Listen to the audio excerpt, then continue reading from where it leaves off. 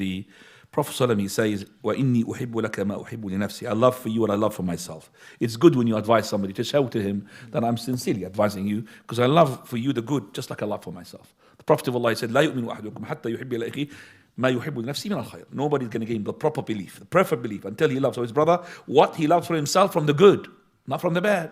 So if you're a drunkard or a person who fornicator, I love for my brother to be a fornicator. No, from the good, from the halal. I love for my brother to be have al-Quran like me. I love for my brother to be good as me, for example. So you have seen something good, then you tell your brother because you love for him the good. You might ask me, what about I'm a chef and I know secret recipe and I don't want to give it to my brother? No problem. It's nothing to do with the khair of the akhirah. Okay, you don't have to disclose your secret of your whatever it is, a sauce or hot sauce or whatever it is.